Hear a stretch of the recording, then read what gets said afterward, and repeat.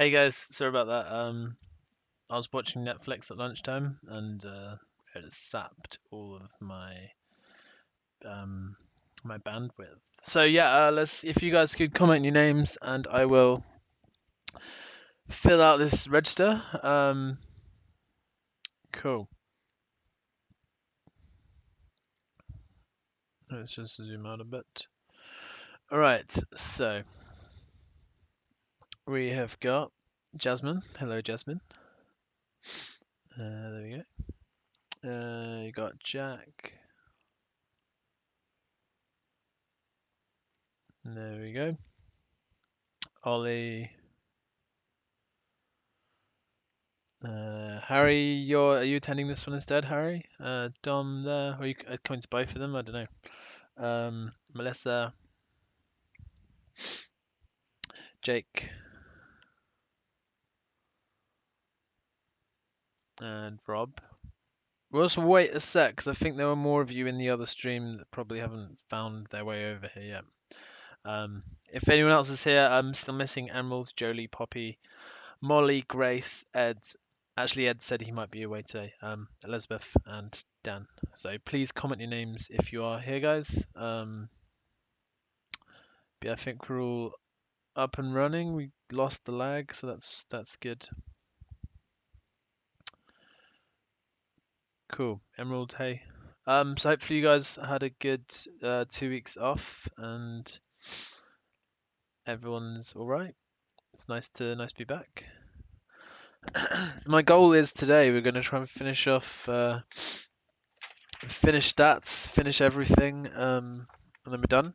I've marked your mechanics tests, so what I'll probably do is if any of you guys want me to go over them on Teams, we can do a one-to-one at the end of the day. Grace and Molly, hello guys. I'll tick you two off. So Molly, Grace, cool. Anybody else? Still missing a few here.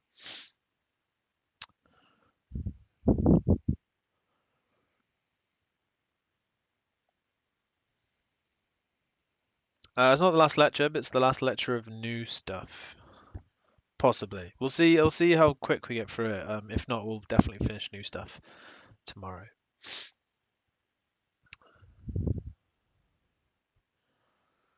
Cool. All right, let's get going then.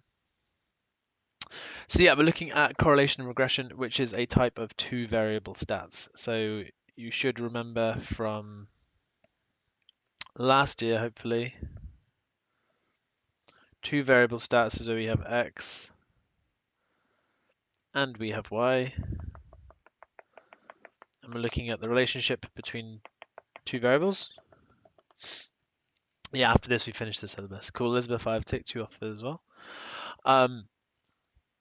So here's an example of two var stats, and we're kind of concerned with how closely the data points fit a straight line. So here, yeah, this is not bad positive correlation, a weak positive I'd say, because I mean they're still quite kind of fluffy and fuzzy. So we're imagining trying to kind of compare to a straight line like that. We're revising after this, Rob, so that you guys know the mathematics involved. Yeah, just to get your skills up to where they ought to be anyway. So yeah, correlation and regression. So correlation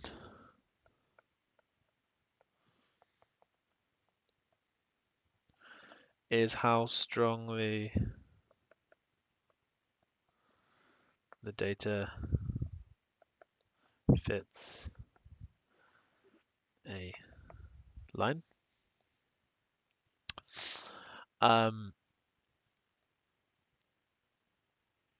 Yeah, how strongly the data fits a line. And it kind of describes like the linear association between the two variables. So linear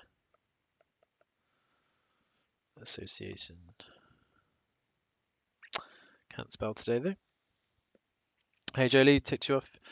Association between two variables. And when if you've got two variables that are correlated, you can then find the regression equation, which is the line of best fit. So regression is the equation of the line of best fit.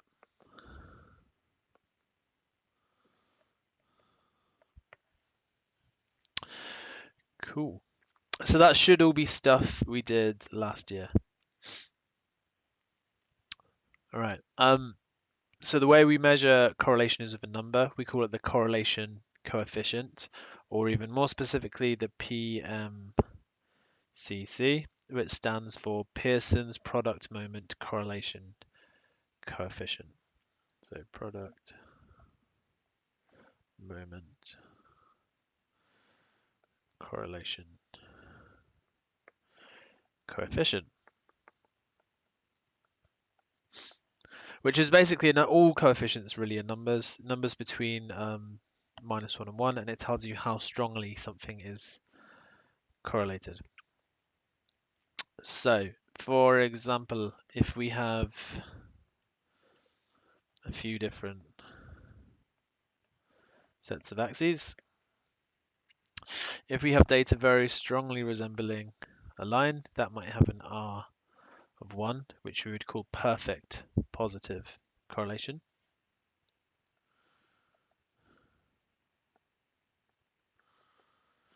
We could have strong positive if it was kind of linear, but a little bit, I always say fuzzier, a little bit fuzzier. So you can see if I put a line there, it doesn't all totally fit the line. That might be R equals 0.8, which is strong positive. Less than like 0.4, I'd say is weak, or around 0.4, I'd say is weak positive. No correlation is it's just like a mess. You can't really draw anything there, so we'd say R is 0. No correlation. And we get the same thing but negative. So we could have R is -1 would be something like that. So that'd be perfect negative.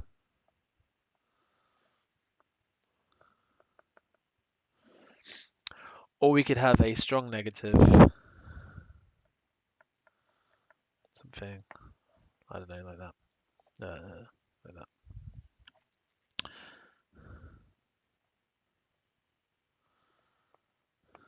So if this one, R would be -1. Maybe R is -0.75. I don't know, depending on. This one's obviously less strongly correlated than this one, so I've made it a bit less negative. So you can have positive or negative, and you can have strong, weak, no correlation, perfect correlation, depending on what your values are. Cool. The next thing we said last year was that correlation does not imply causation. I've written it already. Correlation does not imply causation. And I showed you that silly website with like Nicolas Cage on it and whatnot. Can I find that now? Possibly. See what I last Googled. Moodle. Boring. So yeah, was it Spurious?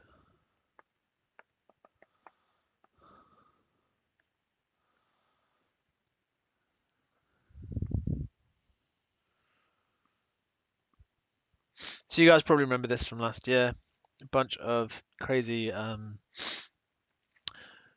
crazy correlated variables. So the Nicolas Cage one is the one I was like, number of people drowning in a swimming pool correlates with films Nicolas Cage appeared in. This is only up to 2008, but it's interesting stuff. So this just says that it's just examples showing you that yeah, just because they're correlated, it doesn't mean they're causal. So just because it looks like they're related, it doesn't mean that one actually caused the other to happen. Where are we at? There. Cool. So correlation does not imply causation. Just because two things are correlated doesn't mean that one caused the other.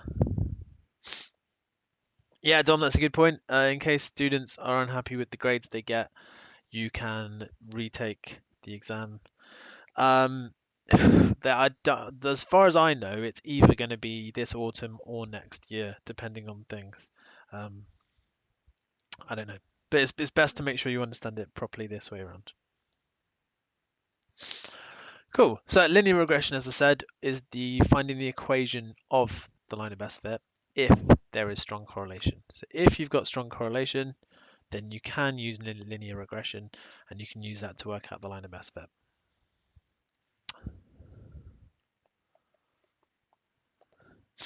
Now, with linear regression, we need to talk a bit about variables. So x on the x-axis, y on the y-axis. Our x-axis we always call our independent variable, or the explanatory variable.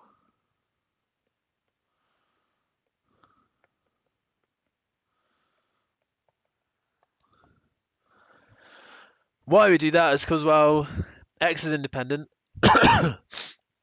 X is the thing we change, which causes y to change. So this causes this to change. And we say it's the explanatory variable because it's the variable which explains the other variable. And this is why in maths we generally just care about what x is doing. X is, we differentiate dy dx, we integrate with respect to x, we solve quadratics for x.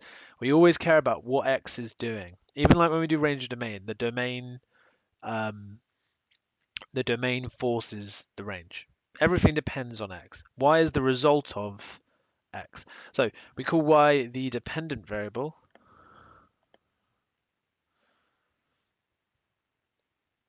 or sometimes we call it the response variable.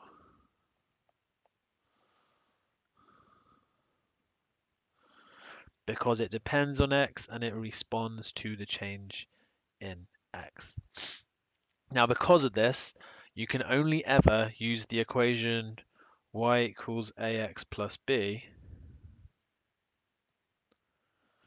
to calculate y when you know x. You can't use this the other way around. You can't put y in to get x out, because that's not how variables work. If you wanted to do that, you'd have to put all your data on different axes, rework out your new line of best fit and do it that way. And that'd be a bit more mathematical because you'd be using a proper equation, but still we shouldn't really be using a dependent variable to calculate a independent variable.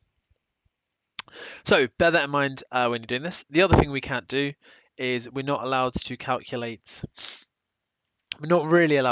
and predict values outside of the x values that we already know. We call it extrapolation, and it's risky. And this kind of relates to what we're doing with the whole coronavirus thing. We've got data up to here. If we try and extrapolate what's going to happen up here, we don't know. We could assume it's a straight line still. What if it's an exponential? Or what if it goes off and has a maximum already? So anytime you're guessing values outside of the scope of your investigation, so we have values from here to here. If we try and predict values here, or try and predict values up here, it's not very precise. There's room for error in that. So when we're predicting between two values that we know, we call it interpolation. So let's write all this up here. So interpolation is predicting values that lie within the range of values used to generate the regression equation.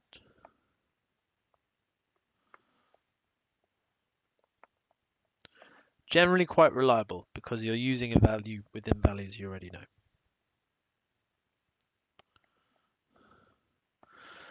The alternative is extrapolation,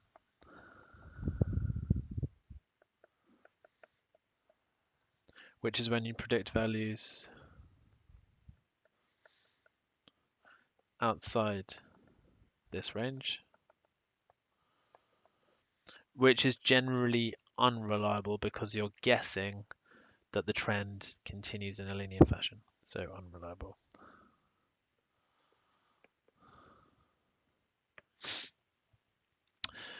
Cool. Okay, so that's one thing you gotta be careful of. The other thing you gotta be careful of, as I said, is you can only use the line y on x to predict y for values of x. You can't flip it around and do it the other way. So I'll just write that down. Don't predict x using y. Okay, it's not what the line is for. The line is made up of a dependent variable and an independent variable, which is x.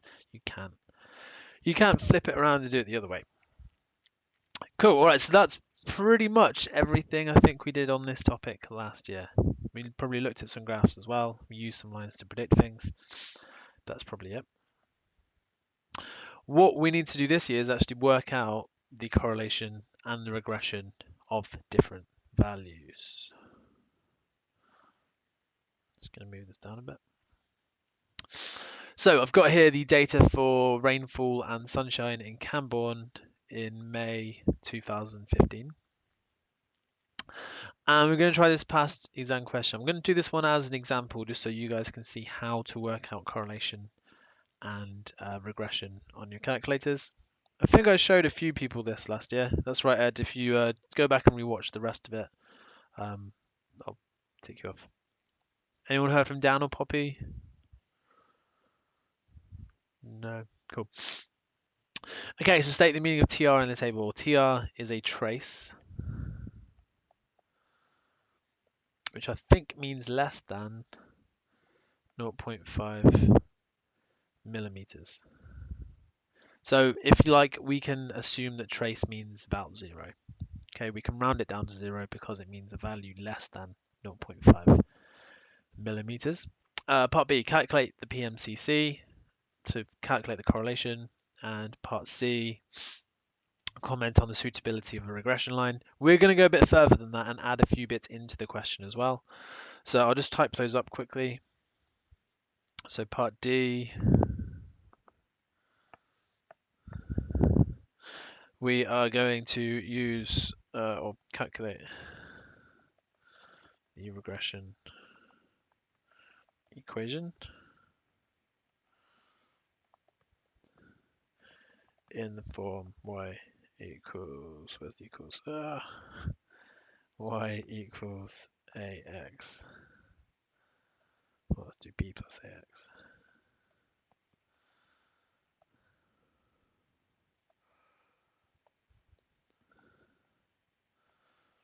Cool, so there's part D. And we'll put in part E. Use your answer to part D to predict the sunshine when rainfall is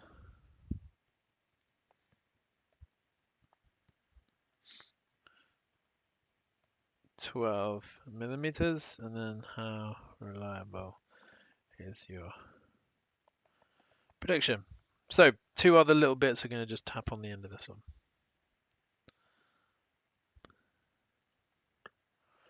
Cool. Right, if you could all get your graphical calculators or your class whiz calculators out, I will show you how to calculate the correlation and the regression for this question.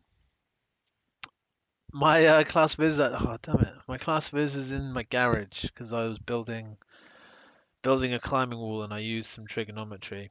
So I'll have to talk you through how to do it on the class whiz. It's pretty easy, but I won't be able to show you. I'll go get that later for my next lecture. So if you do get stuck, either comment or rewatch next lecture's video. But yeah, it's good. Anyway, let's bring up the calculator. It's not big. I'll show you guys later if you want. I'm pretty proud of how it turned out. So if I bring up the, yeah, I'll show you at the end of the lecture. I'll do a climbing wall reveal for those of you who stick around till the end. So if we go on to the graphical calculator, I'm just going to quickly delete everything here.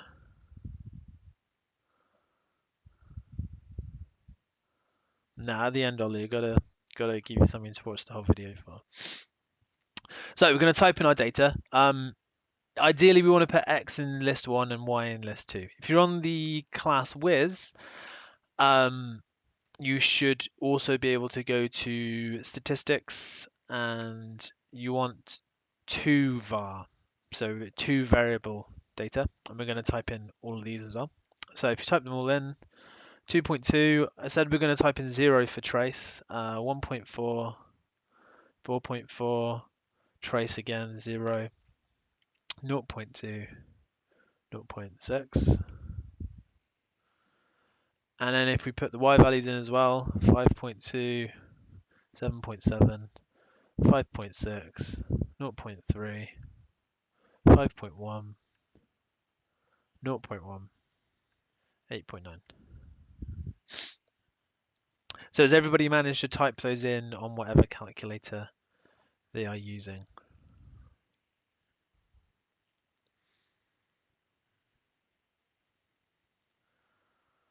Gonna assume it's a yes. But if you are having trouble with the class Wiz, please say.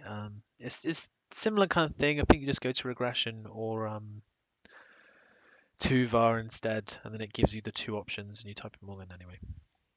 So once we've typed it in, if we're on the graphical, the only thing we need to do is tell our calculator. Have I put something in wrong? 77 should be 7. Thank you. Well spotted. Just in the nick of time. Why have I put 0 of trace? Because trace is less than 0.5 millimeters. So it's so small that we can get rid of it. I think it's less than 0.5, although they put 0.2 in there.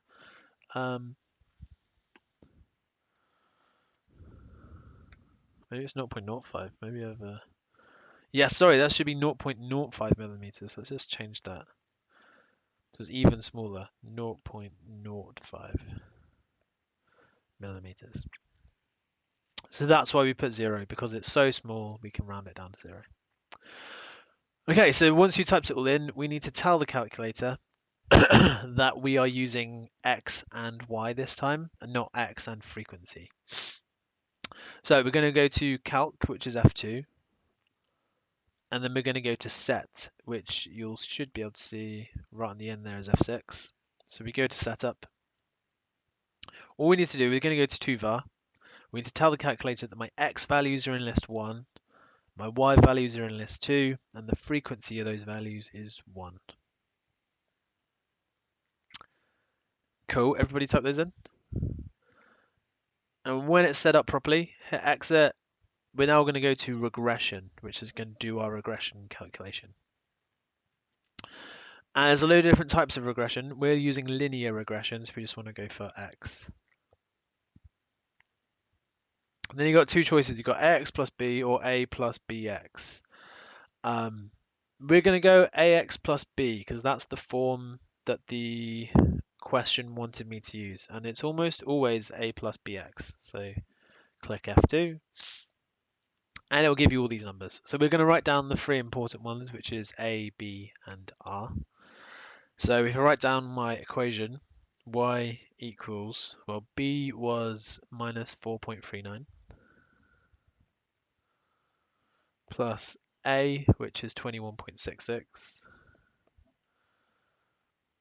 X, there we go, and my R was minus 0.219.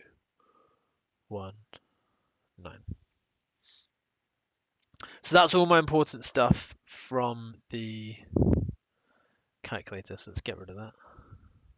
Cool. Everybody managed to get those numbers, just to check that I've done this correctly.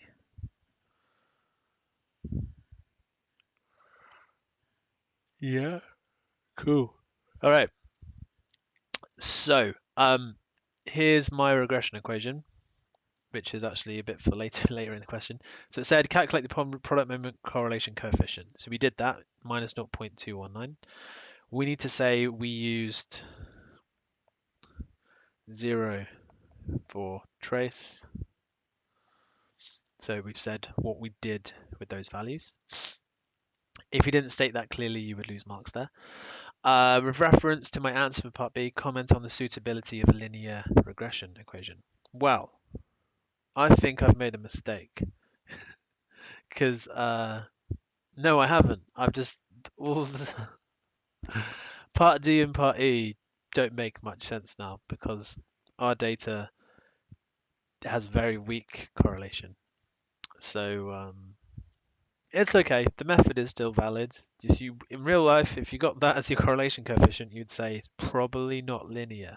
So let's double check this. If I bring it back up the calculator, I can copy all that data, and if I select graph one, I think that's done it, hasn't it? Yeah, there we go. If I now go back to the menu and go to graph one, I can now draw that graph. Oh, hang on.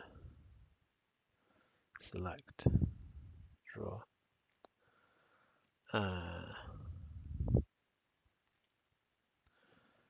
Let's just do that again. So you can draw the graph, view window, let's make it standard. And that is my line of best fit. So it hasn't plotted the data, but it has plotted the line. But yeah, because my correlation coefficient is so small, so close to 0, it means actually this probably doesn't have a linear best fit model. Anyway, for now we'll pretend it did. So my answer to part C there really should say not suitable as data has weak / no correlation. So in actuality, probably not the best set of data for a line of best fit. But because I wanted to show you guys how to do this, we've done it anyway. So we've come up with a line of best fit. It's probably rubbish. It says use this value to calculate the sunshine when the rainfall is 12. So I'm going to put 12 in as my x value. We can do this on the calculator. So if we go back to menu, standard calculator, minus 0.39 minus 4.39 plus 21.66 times 12. And I get 255. So given that sunshine is recorded in hours, straight away we can see why maybe this equation isn't going to work very well. So you get y equals 255.53 hours. Hopefully you can all see what's wrong with that as an answer. So things that are wrong, there's many. First thing, well, my data wasn't suitable for a line, so this is a load of rubbish. Next thing, we predicted using 12 millimeters. If we look at the millimeters we've got here, the biggest value we've got is 4.4, so we've gone 3 times over the scale of the data. So if I plotted all my data, we've gone for something, I don't know, something way over here. We've said, first of all, we've said, oh, okay, this does have a line, and it's this. We've then said, okay, let's use this line to predict what this value here is. And that value has given me 255 hours, which is impossible. What's gone on?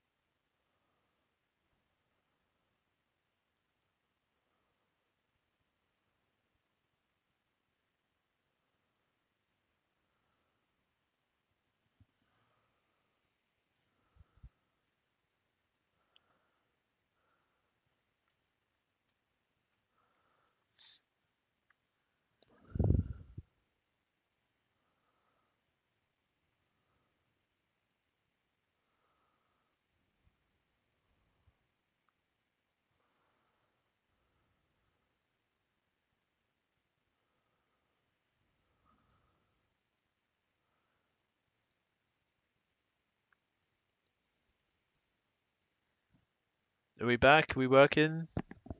Hello? I've lost it on my thing as well. God, technology's great, isn't it?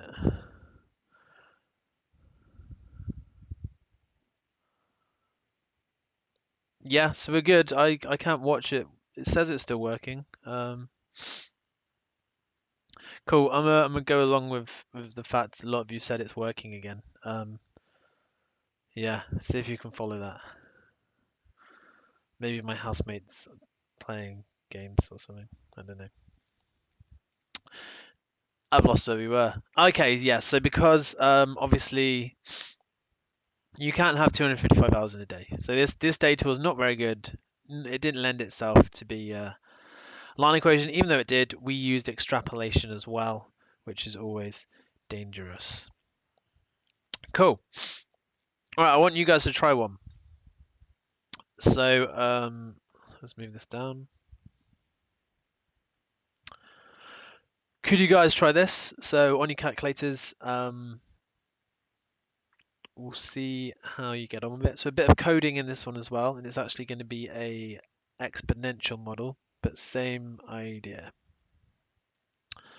Cool. Give it a go. I will give you guys 5 minutes to do it on the timer. If you need help, comment about it. Yeah, cool. See you in 5.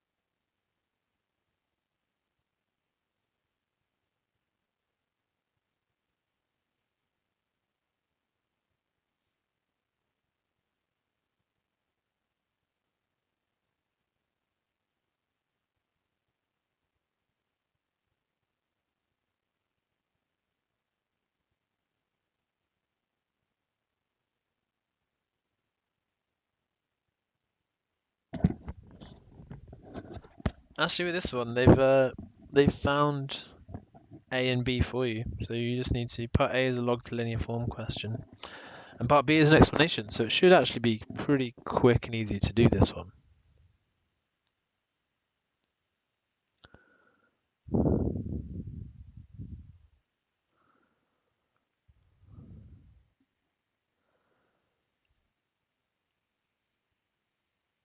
Let me know if you need any help though.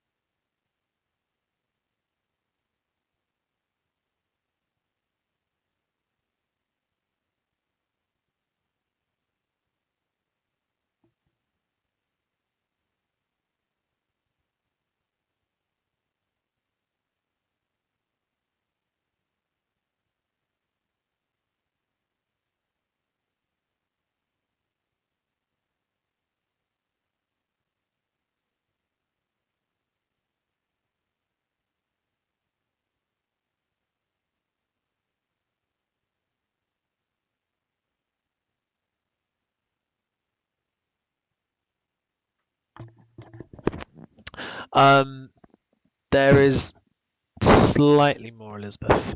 Mainly, yeah, it's typing stuff into a calculator. There's one other aspect to correlation regression, which we should get onto in about 20 minutes time, which is looking at one table. But yeah, it's kind of like one table and the calculator bits. So it's just normally a pretty easy topic.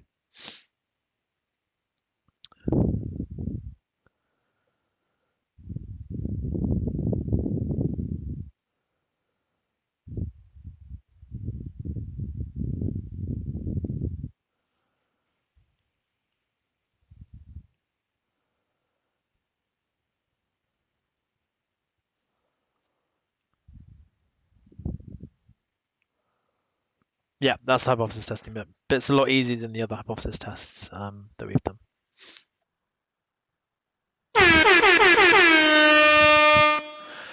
Cool. Right. Yeah, the signal seems to be a bit dodgy today, so let me know if it cuts out again. I think we're right, but does seem to be jumping up and down a bit.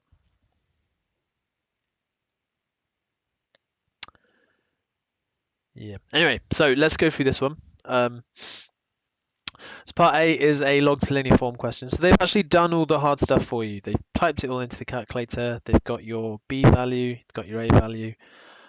We need to use these to encode this thing here. So this kind of links back to the pure math topic. So got D equals AB to the power T. We're going to log both sides of this equation. So we're going to log this side and we're going to log this side. So we get log D equals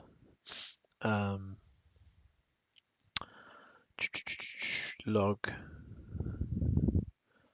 AB to the T. And then we're going to use log rules to split up this hand side. So log D equals log A plus log B to the power T. And we can use the power rule to bring the T down to the front. So we get log D is log A plus T log B. Cool. So I'm going to get rid of all the stuff now, apart from the bottom line.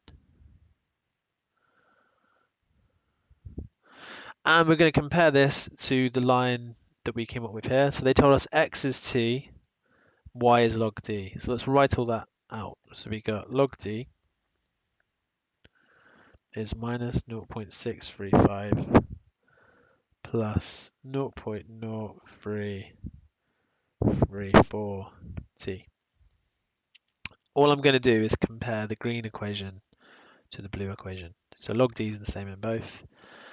This bit must be log a because there's no t's, and there's a t here, and there's a t here. So log b must equal this number here. So if I just do some circles to illustrate that,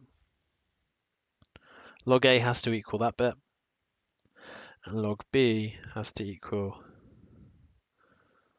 this bit. So I can use 10 to the power of something in order to work out a and b. Cool. So let's make some more space. So we're going to say log a is minus 0.635 and log b is 0.0334.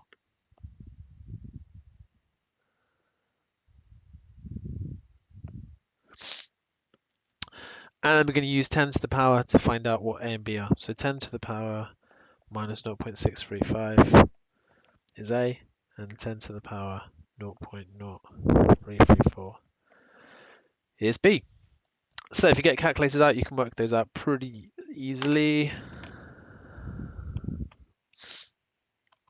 So 10 to the power minus 0.635 gives me a is 0.232 and b is going to be 10 to the power 0.0334, so b is 1.08. Cool, so that's part A done. Part B, why is it not reliable for calculating the amount of dry residue produced when the temperature is 151 degrees? Well, if we look at the temperatures, ours go from a lowest temperature of 38 to a biggest temperature of 34. They want us to work at 151, which is way outside of our range. So it would be outside the range of values, which is extrapolation, which is unreliable.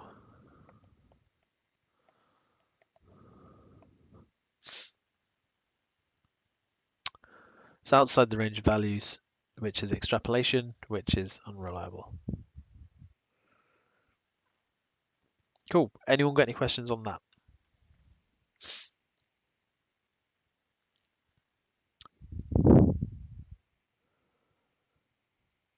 All right.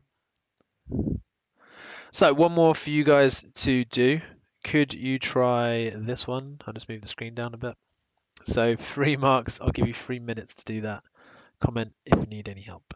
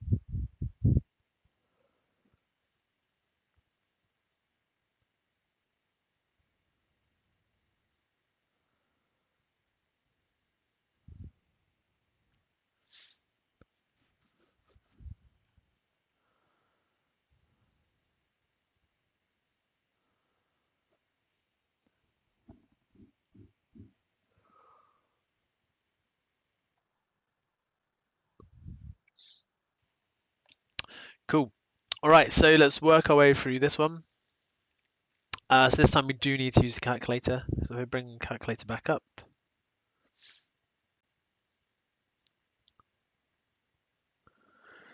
And we go to stats.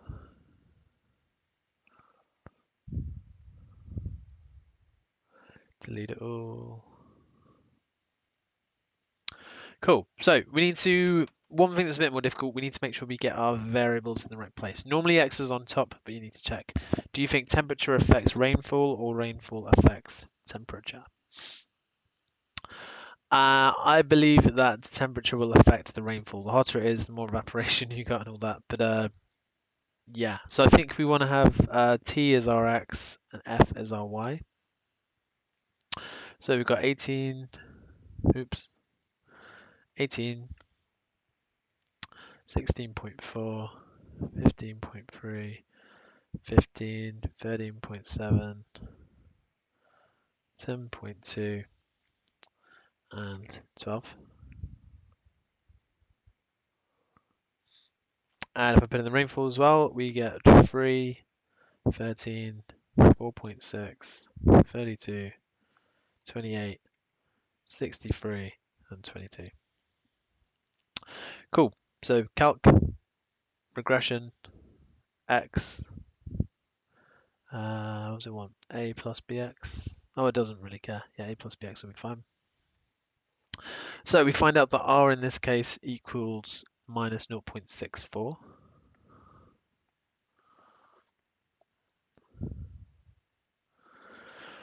Which isn't the strongest correlation, but it's not far off. So I would say, yeah, I'd say that's got enough correlation to be worth a linear regression model. So for part B, let's say, yeah, there is correlation. It's not so... Saying strong would be quite a jump, I reckon. But it's definitely not weak correlation, so I'd just say there is correlation. So we say not strong correlation. Unless I got something wrong, I'll double check my numbers quickly.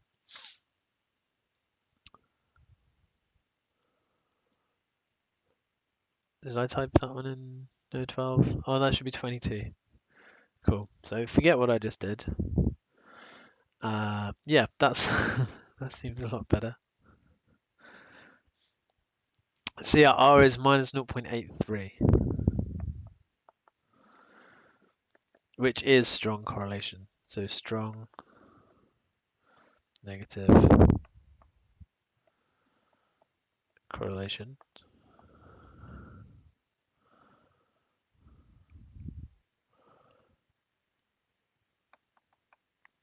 If we frozen.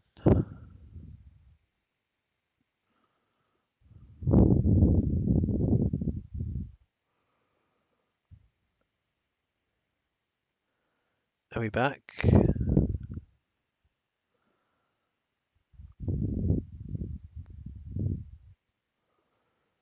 Yeah, okay. Yeah, so that will give us strong negative correlation. And in reference to our answer for part A, let me find. Do a refresh, Ollie. I think it just keeps dropping out a bit. I'll make sure this works for tomorrow. Yeah, so strong negative. With reference to part A, comment on suitability. So because it's strong negative, a line would be good for it. So linear model is suitable as there is strong correlation.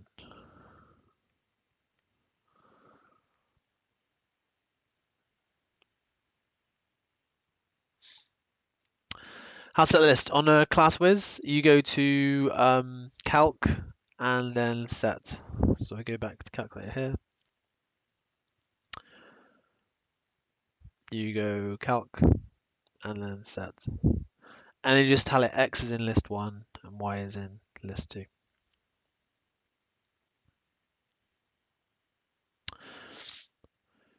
Cool. All right, moving on then. So one more question for you guys to try, and then we're going to start looking at hypothesis testing.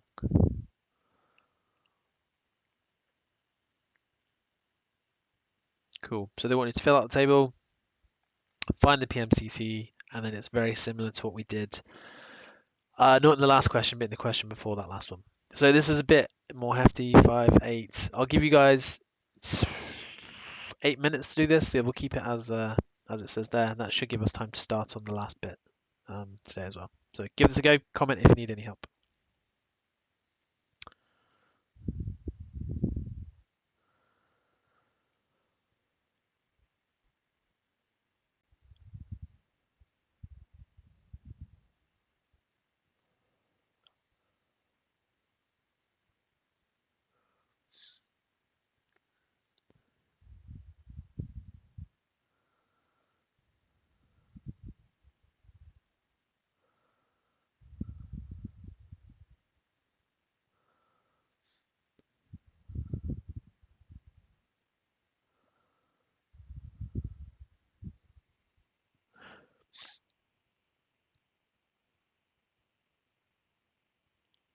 It doesn't really matter, Grace. The only thing you want to be careful of is that your letters match their letters. So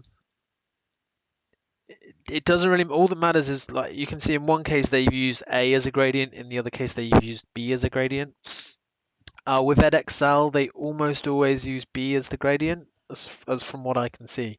Um, so I would just always look at the question before you push that button, so you know, is it the gradient you've labeled A or is it the intercept you've labeled A? But how you calculate it doesn't actually matter, as long as you're aware of which relates to which. But they'll both give you the same things. Your A and your B will be swapped over.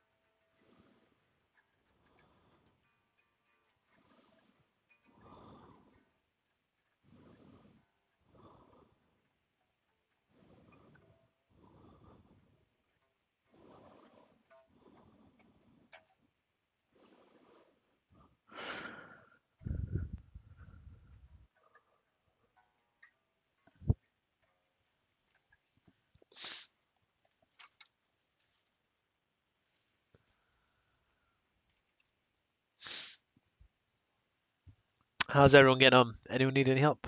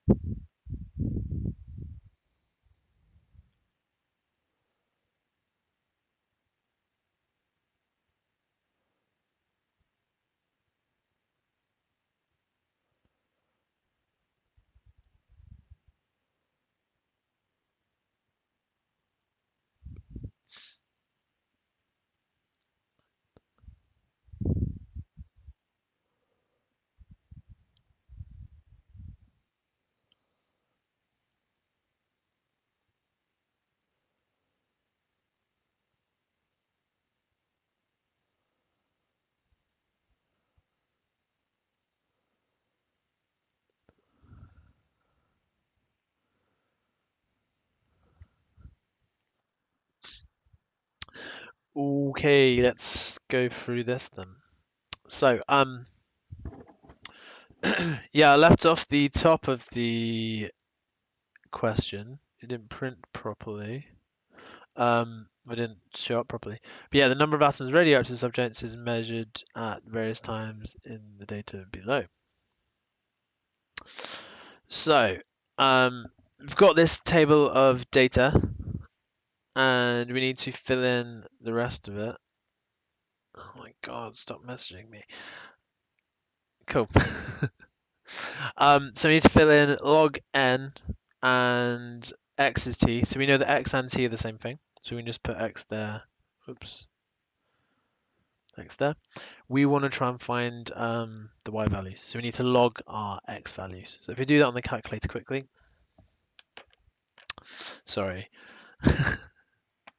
It was Easter. I turned on the notifications on the iPad and I forgot to turn them off. So I need to do that in a minute. But yeah, if I do log of 1, or is he going to get 0? Log of 2, 0.301.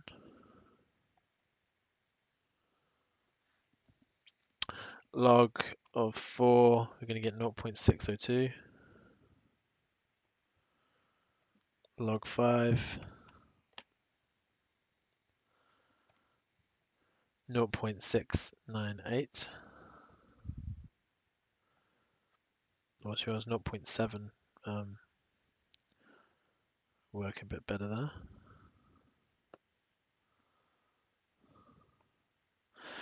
And then log of 7, the last one, 0.845. Cool, so once you've got those filled in, that's your first set of marks. Part B, calculate the product moment correlation coefficient for the coded data. So if I bring up the calculator, and we're going to go back to the menu, type in all the data again.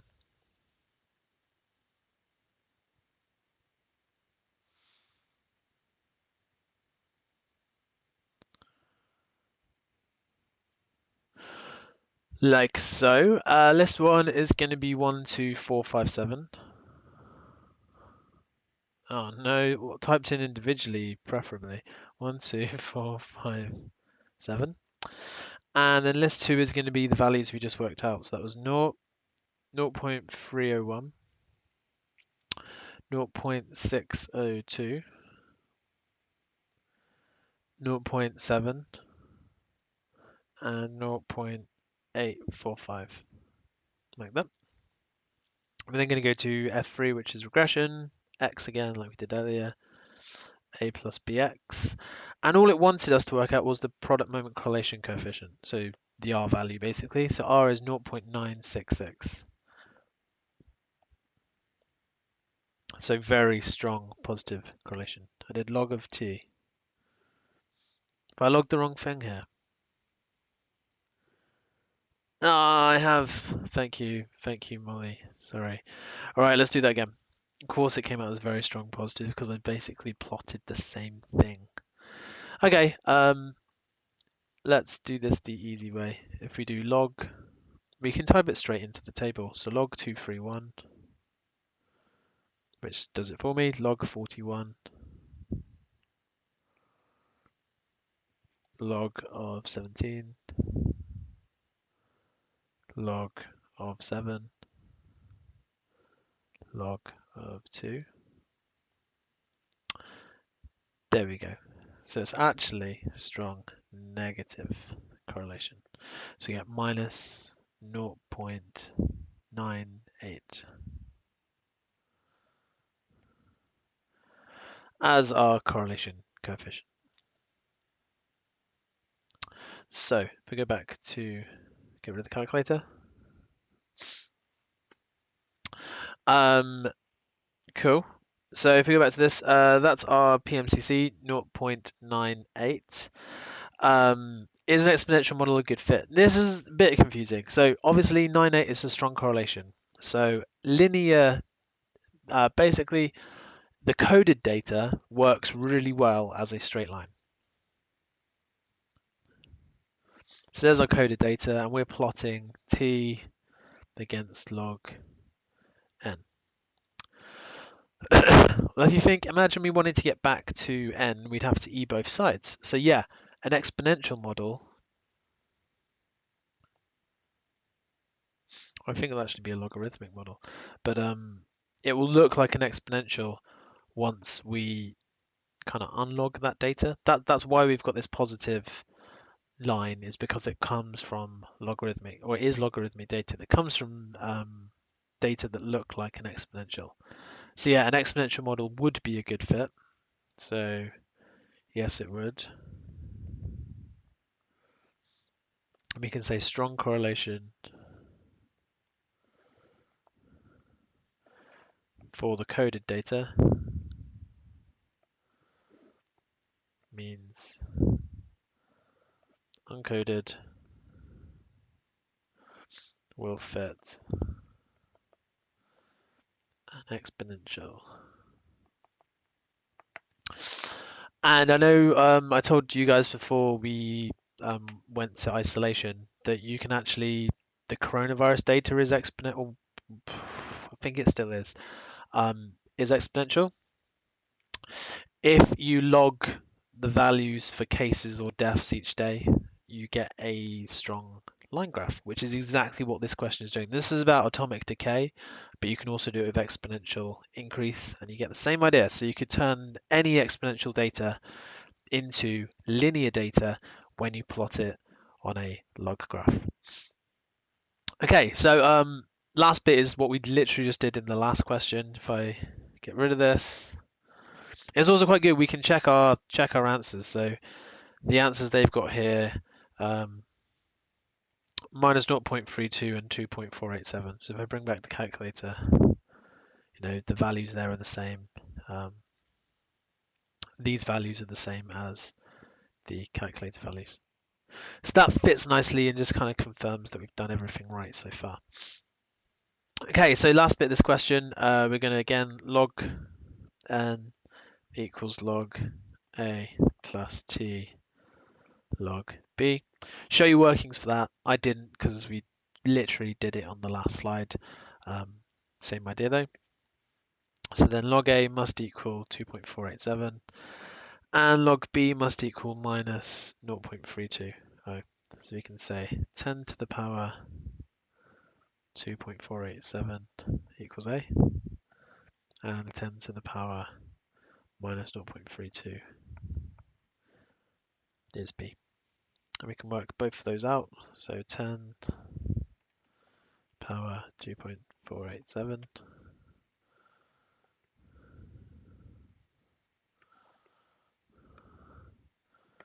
get a equals 306.9.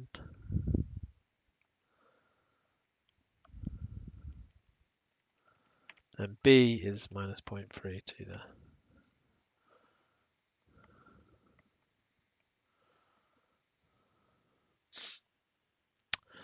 There we go. Cool. Right, if you guys don't have any questions on that, it should be pretty straightforward. It's what we've kind of already done today. We're going to move on to our hypothesis testing part. Cool. Right, so hypothesis testing for no correlation. So whenever we're doing a hypothesis test, we are always taking a sample from the population, and we're doing tests on the sample to see if the things we know about the sample are likely to represent the population.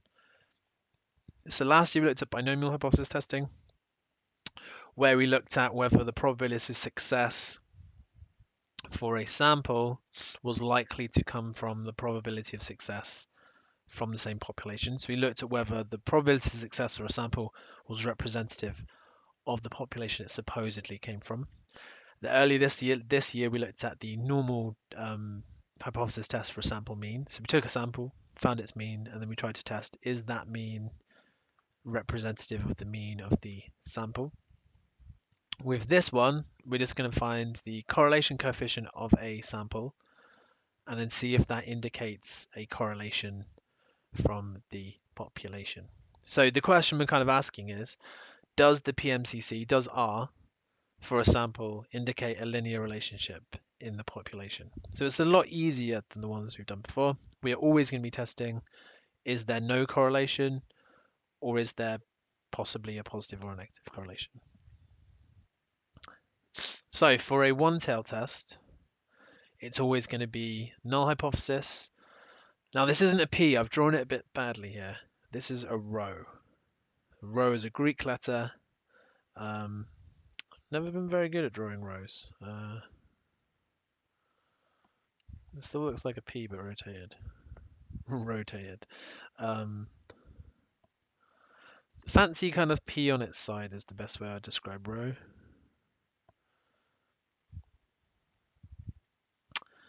Whatever, it doesn't look too bad. Anyway, so null hypothesis, rho, which is the same as R for some reason. We use rho to mean R, but we use rho when we're doing a hypothesis test. So null hypothesis, rho is 0, there is no correlation. Alternative hypothesis, well, for a one-tail test, we could be saying the correlation is greater than 0, so there is positive correlation, or we could be saying there is negative correlation. And for a two-tail test, we're just saying, well, rho is 0, H1, the alternative hypothesis, rho is not 0. So there's no correlation. Alternatively, there is correlation, but we're not specifying what it is. And we have the same rule as ever. If it's a one-tail test, you use the significance level they said. If it's a two-tail test, you split your significance level up for each tail. So it's kind of self-explanatory really there. Right, the pain in the neck with how you do these is we need to use what's called the table of critical values. So I'm going to clear this off quickly and we're going to do this question. The table of values is in the back of the textbook. It's also would be supplied in the formula sheet in the exam. So, okay, let's have a look. So this is what it looks like where I am here. You can see we've got the significance level at the top here, and then down the side we've got the sample size. And that's it. There's no pages and pages of it. It's one kind of table. So a scientist takes 30 observations. She calculates a product moment correlation coefficient of R is minus 0.45. And the sample is of size 30. The scientist believes there is no correlation. So we're trying to test H0. Is our correlation 0? H1, they believe there's no correlation. We're testing if there is no correlation. So it's a two-tail test. We're testing at the 10% significance level.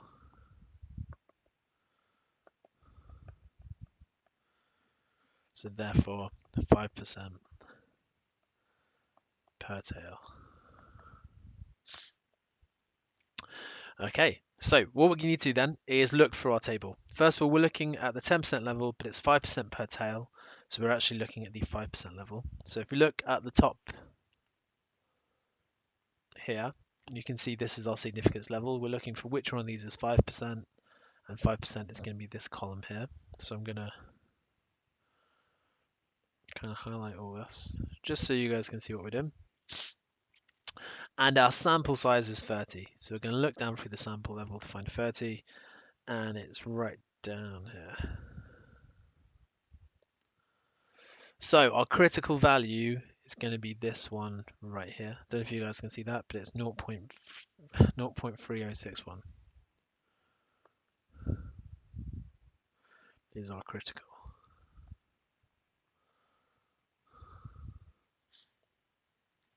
So if our correlation is bigger than 0.3601 or less than minus 0.361, we've got correlation. So let's say this a bit better. We'll say it's critical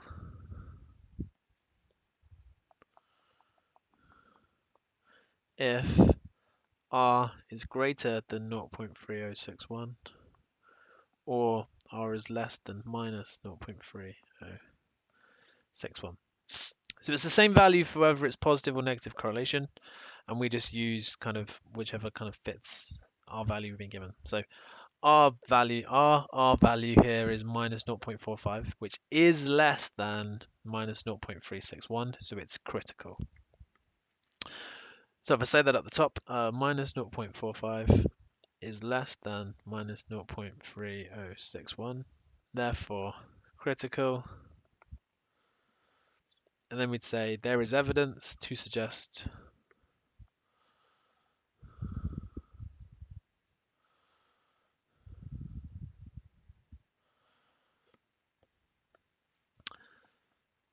there is evidence to suggest a negative correlation between the reactant masses. And we can say reject H naught as well there. So that's it. It's easy. You look at the R value they've given you, you compare it to the R value you find in the table, and you find it by putting in the significance level and the sample size. And then you just look, is it critical? This is the critical value, which is either going to be more than this positively or less than this negatively. If it's critical, reject H0, accept H1. That's it. Right, we've got 10 minutes left. We're going to try and do one more of these. Oh, I was going to try and do two more of these, but they might be tight in 10 minutes. So let's get you guys doing question 6, because I think 5 will take a bit longer. So give this a go. It's very similar to the one we just did as an example. Can you guys please comment in the comment section if you think it's critical? Elizabeth, where do they come from? They look like, do they just look at lots of data and come up with the values? Oh, I don't know. I'm gonna have to. I'll research that now for 5 minutes while you guys do this. I'll come back and let you know where those values came from. I think it does actually say, but I didn't copy that part of the textbook. So we'll go have a look now. Back in a sec.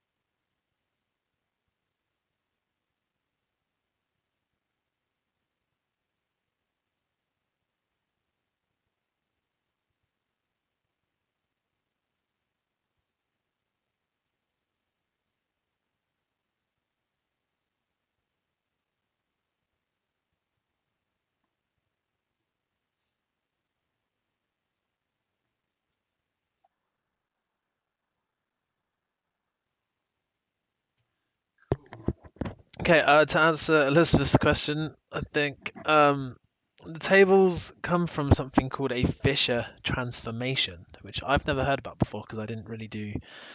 I did stats at uni, but it was not my favorite part of thermodynamics. So yeah, something to do with a Fisher transformation, which basically I think says when you work out your PMCC values, um, there's a way of transforming them which is approximately normally distributed. Because it's normally distributed, you can work out what the set values would be for any sample size and any correlation coefficient. Yeah, so I think they have been generated using a quite complex function that involves hyperbolic tans and stuff, but yeah, I don't completely understand. But they were generated using some sort of generating function. So I won't worry, they are just table values given to you. Some complex mathematics to generate them though. Okay, so we've got this researcher, blah blah blah blah blah. Two sets of data finds R to be minus 0.43. Sample is 15, and we're testing at the 5% level. So we're testing the claim that there is a negative correlation coefficient. So H0 row is 0, H1 row is less than 0. That's what we're testing. If we look back in the table, we've got 5% and a sample of size 15. So still in the 5% column, but we're now looking at 15, so that's 0.4409. So we're going to use minus that for our critical value. Ooh, interesting. So our R value is actually more than the critical value, so it's not going to be critical. So we'll say minus 0.43 is greater than minus 0.4409, so it's not critical. Therefore, accept H0. So there is evidence to suggest that there is actually no correlation between the two sets of data. So accept H0, evidence to suggest no correlation.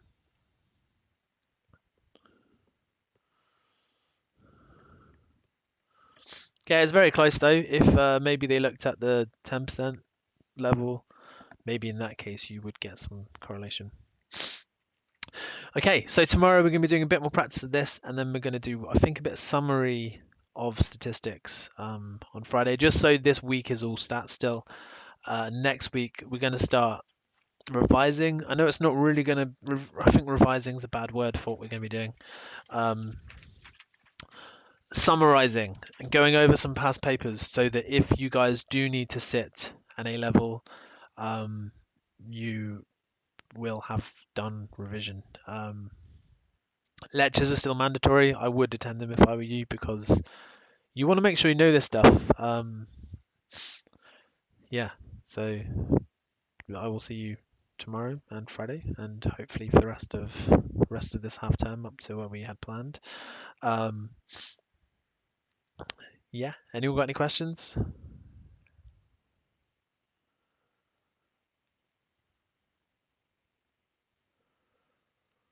Oh, that was something. Assignments. Assignments are up on Moodle now. Wait, have I told you? I've told you guys this already. It's the first years that I haven't told you about. You need to be submitting your skills checks and assignments, please, up till the last one.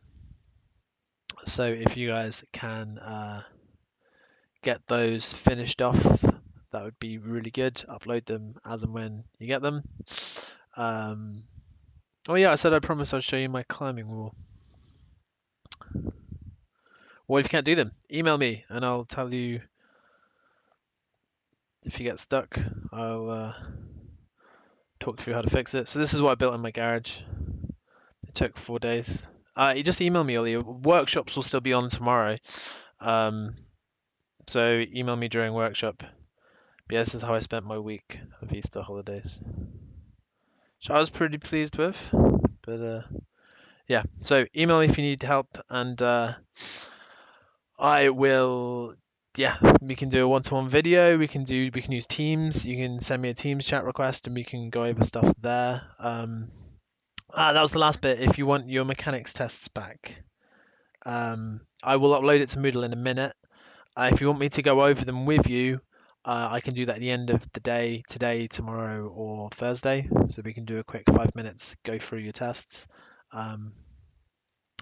Yeah, so let me know if you want me to do that. I know not all of you will want them back, but those of you that do, wait at the end, or come send me a Teams chat request at the end of the day, and we'll quickly go over it on the webcam, and I can show you what you got wrong and why.